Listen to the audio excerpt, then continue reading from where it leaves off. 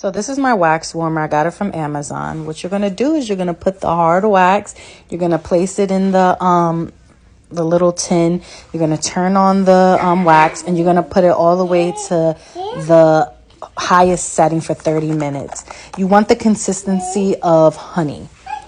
From there, what I did was I toned my skin, and I toned underneath my armpits. That's where I'm waxing today, just to clean off the dirt, debris, and impurities and all that good stuff. And then afterwards, what I used was Johnson & Johnson baby powder. And what that does, it helps the wax stick so you can have a flawless hair removal.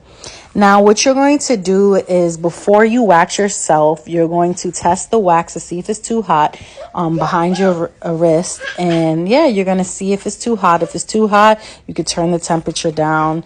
And yeah, so afterwards, what I did was the temperature was fine. So I placed the wax underneath my armpits.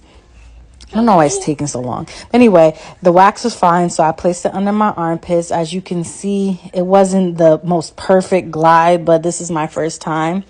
So anyway, what you want to do is you want to create like a hook shape, and you want to place the wax in the direction of your hair growth. So my hair is growing down, and that's how I'm placing it.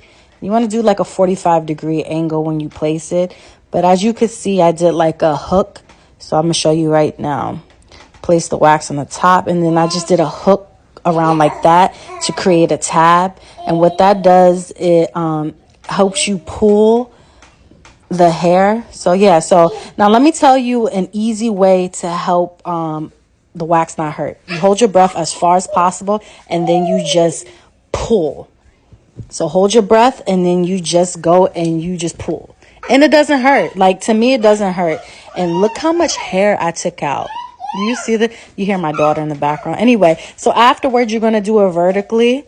And what that does, is it vertically? No, horizontally.